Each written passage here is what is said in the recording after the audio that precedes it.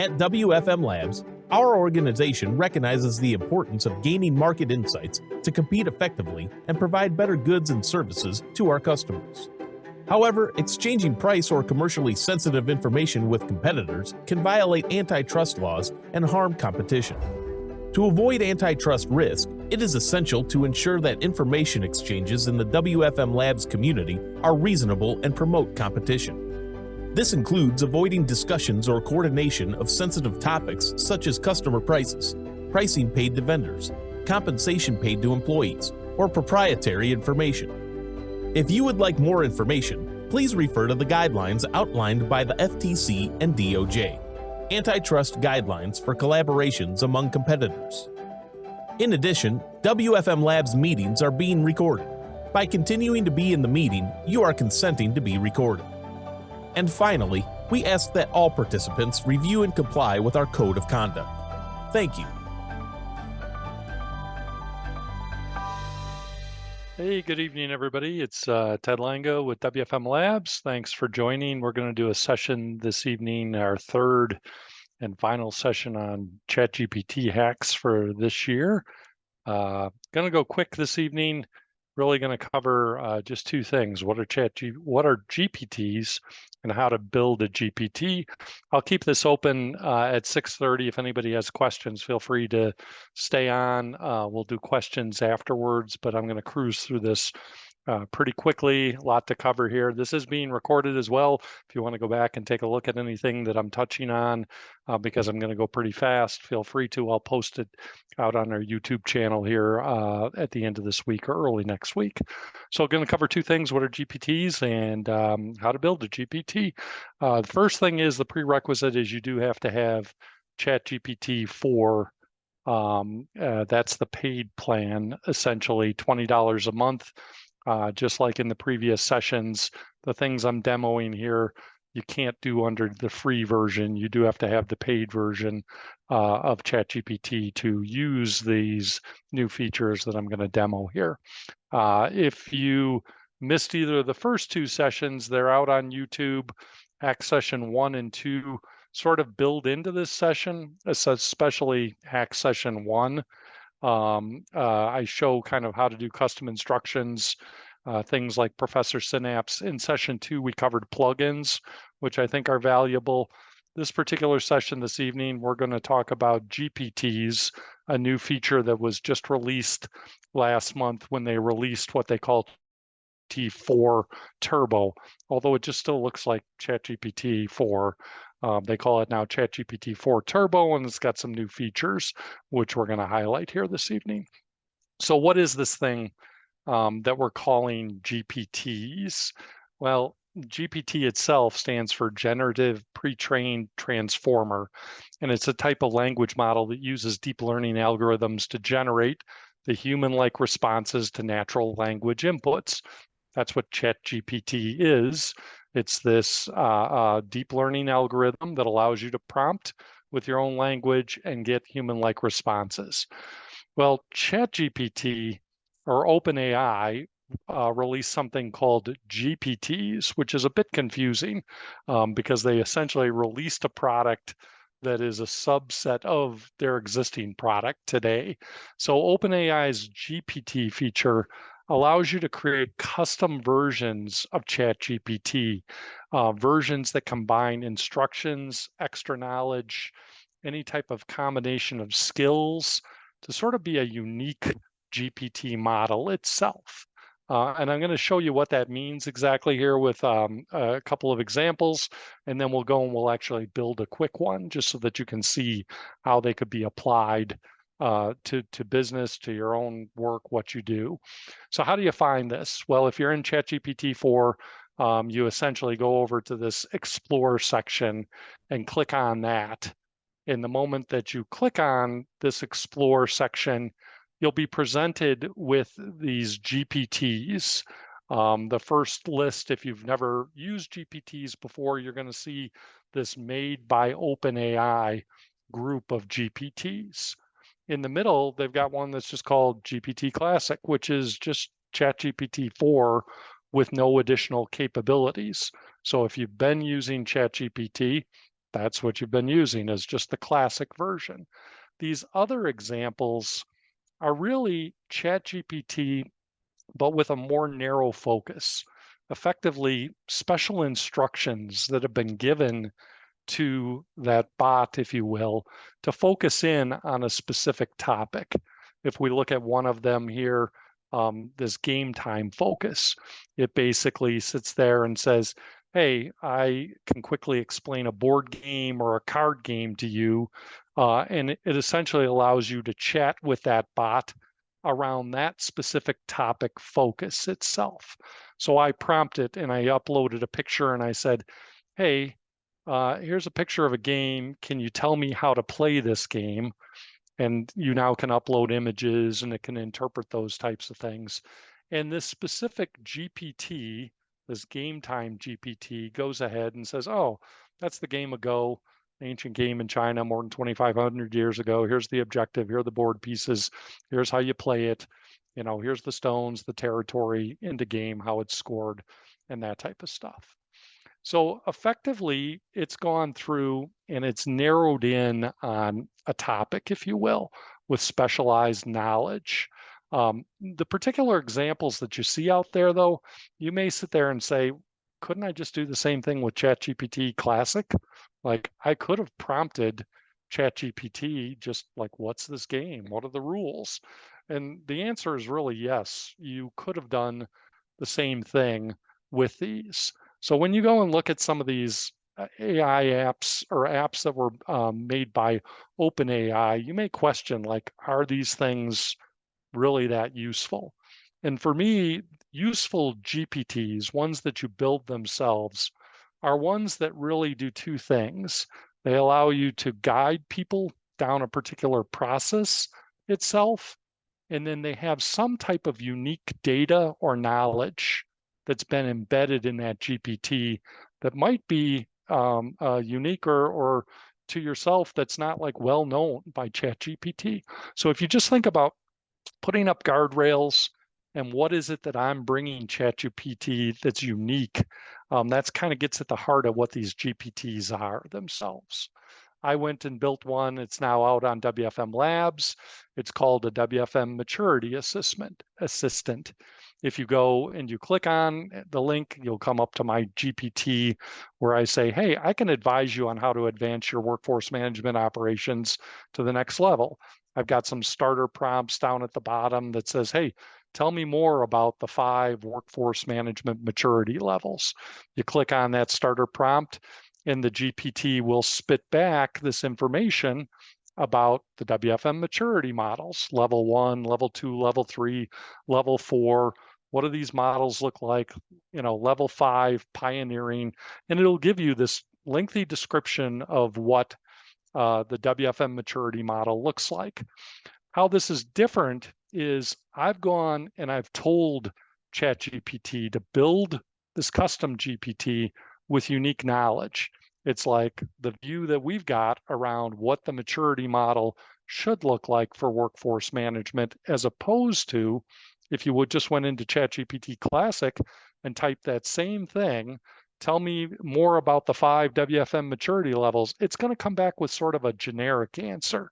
Basic or initial, developing, defined, managed, optimized. Well, ChatGPT is giving you its best answer based on all the information that it's sourced, you know, over the web, how it's been trained. Whereas my answer over here on my custom GPT, it's been trained on knowledge that I've fed it about what my beliefs are or the WFM Labs beliefs are around the next generation of what workforce management looks like. You can go on and do some pretty slick things. I can say, hey, how can I assess what level my organization's at? And it'll come back with a detailed description of how to understand the maturity model, the practices, your intraday management, assessing whether or not you've got employee-centric processes. But when you get down this list, all of a sudden you say, hey, take a formal assessment. And if you hone in on this, you can see ChatGPT has provided a direct link back to going and doing a maturity model assessment off your own practices. And that link will take you directly to something that I've taught it to say, hey, this assessment is out there. You wouldn't get that off of the normal GPT if you were just to ask these same types of questions. So that's one example of one that you can go and look at and see. I've put it out on WFM Labs. It's under wfmlabs.org/lab.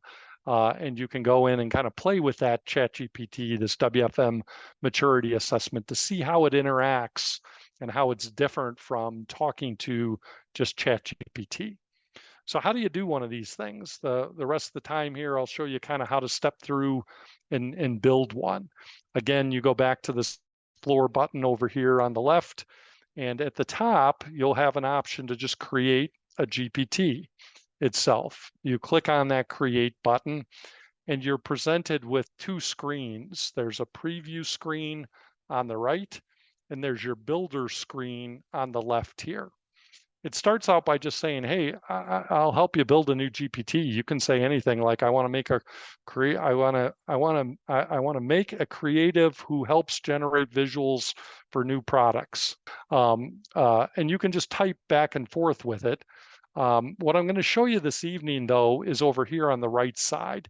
If you click on this configure button, you kind of get a better sense of what it takes to build a ChatGPT itself. You can dialogue back and forth with it, but I think to better understand what goes into the GPT, you actually just click on this configure button here, and it'll take you to sort of a form that you essentially fill out. So you just start filling the form out. And for my example here, I'm going to fill out and create a bot that is called the Wisconsin BratBot. Effectively, this Wisconsin BratBot, its description is it's going to help you prepare genuine Wisconsin bratwurst. I go down and I give it a set of instructions. This is where I tell the bot how to behave itself.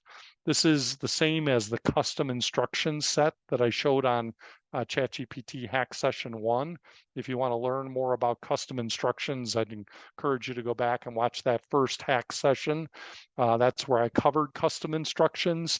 The same thing applies here, is this is where you really tell the bot how you want it to behave. There's a lot of power in this particular section in terms of how the bot will interact. Then you go down, you've got a couple more places to fill out. You've got these things called conversation starters. You know, how do I want people to interact with my Wisconsin BratBot itself? Well, help me shop for the ingredients that I need. Can you give me cooking instructions? I can add prompts of any nature.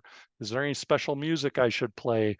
What type of sporting events are appropriate for Wisconsin brats? That type of thing.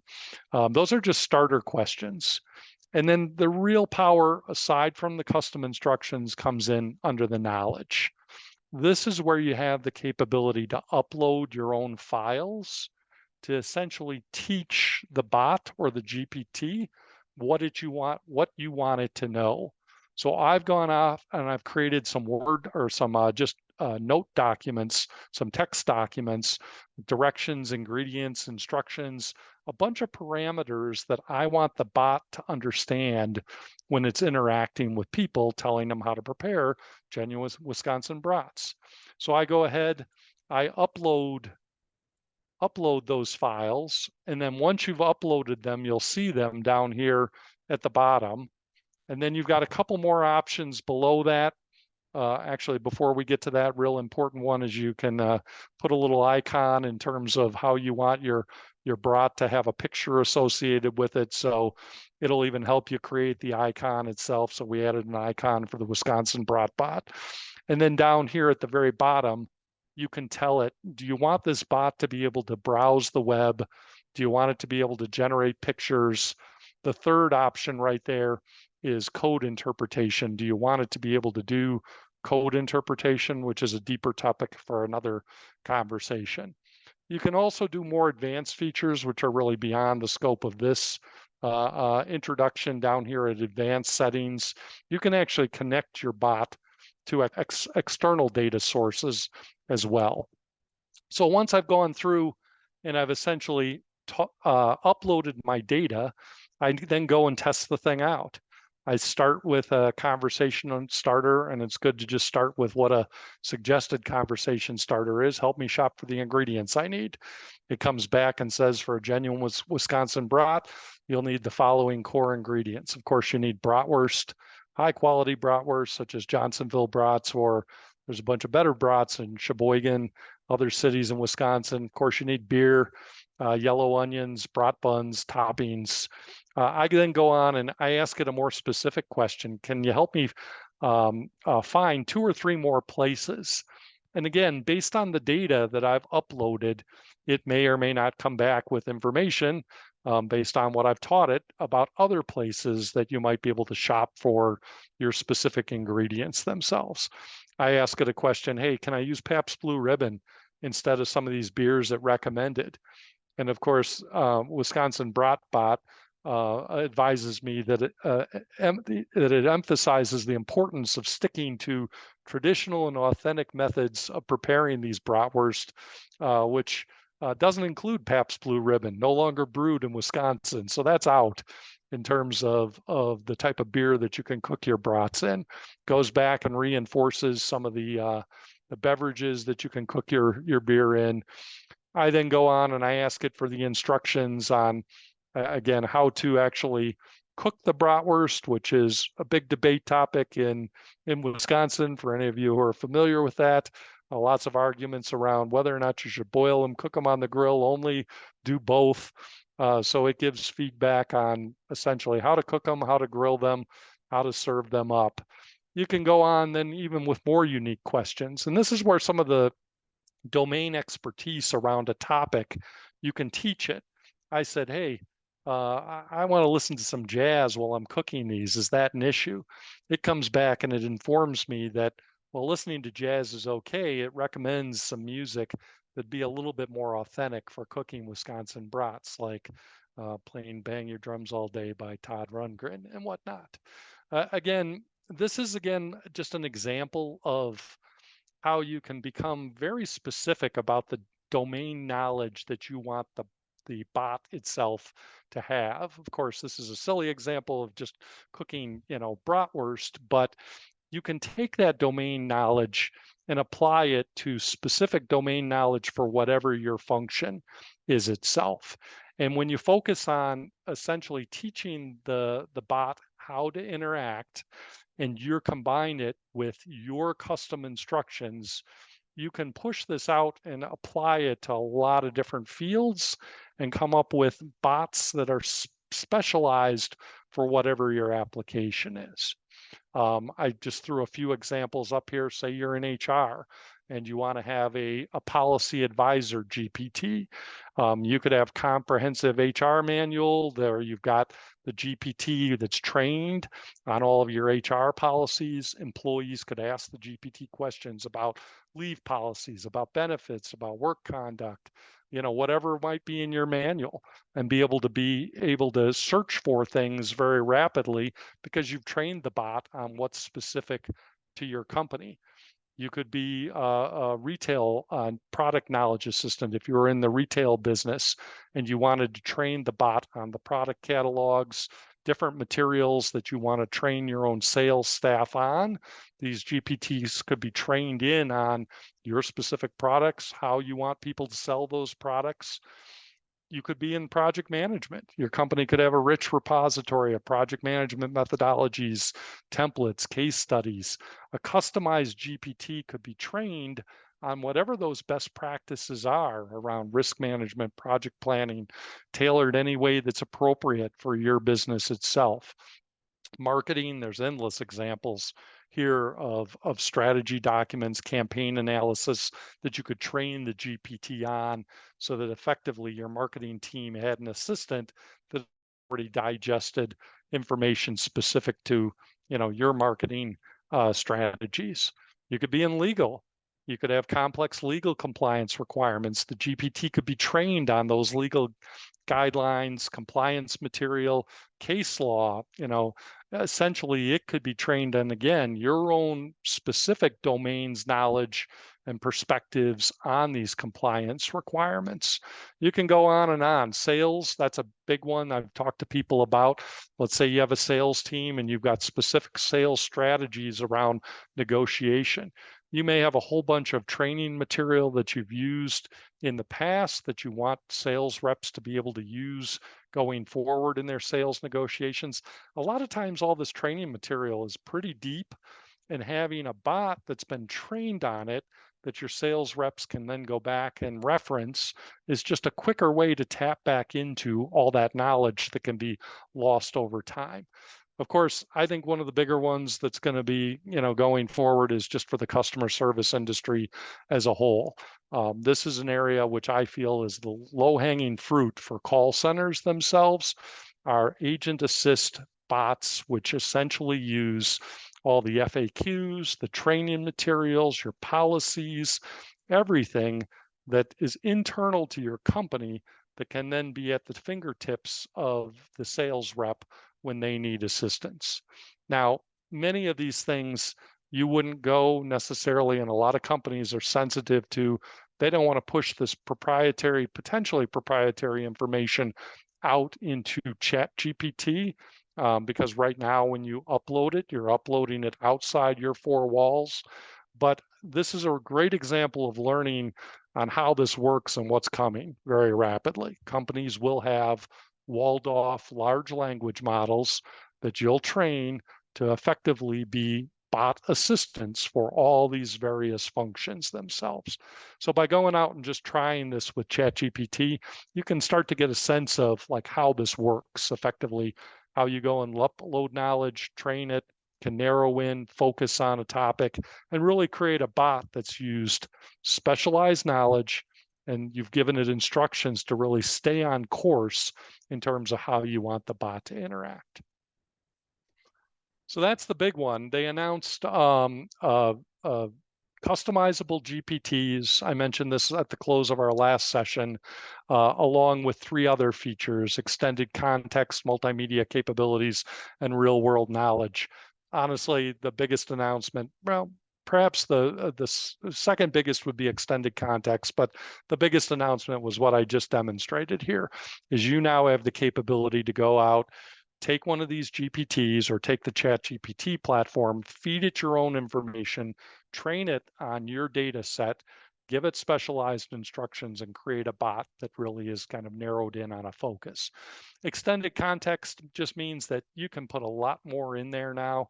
A lot of people don't realize, but when you start a chat session with ChatGPT and you keep iterating and iterating and iterating, each time you add a new prompt, essentially ChatGPT is going back and redigesting everything that you did before in that prompt window. And so by extending the context to 128,000 tokens, ChatGPT 4 now effectively has the ability to maintain context in your conversation equivalent to around 240 pages of a book. If you were to go 400 words per page, it just means that as you're having dialogue with ChatGPT, it maintains the context from the things you talked about before. With the earlier versions of ChatGPT, you could be going along and having a conversation back and forth, and then all of a sudden ChatGPT would kind of forget, or would go off on a tangent and would be like, well, I've forgotten already what we started talking about. And now it has this capability of maintaining context up to a good sized book in terms of content.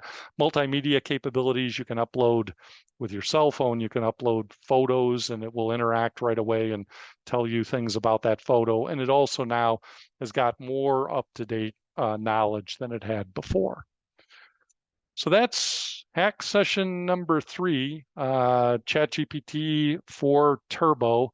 The GPTs themselves are pretty cool. I've built a few. I've seen a bunch where it's like, I don't understand the point, but I encourage you to give them a try. They take a little bit of playing around with, fun to play with. Even if you don't end up using a specific ChatGPT bot for some use of your own, like your company doesn't use it, it still is a really good exercise to understand how these bots themselves are going to work when you have them open to you within your own companies themselves. The same methodology will apply. You're going to be training these things with unique knowledge and then going through iterations to sort of tune them and make sure the bots are acting like they behave. So I just want to thank everybody for joining us this evening. That was ChatGPT 4 Hacks. We'll be spinning up the year next year with some new sessions. We'll probably take a little bit break from ChatGPT and pivot to some employee first topics as we go on the new year with WFM Labs. I want to thank everybody for joining. I will now keep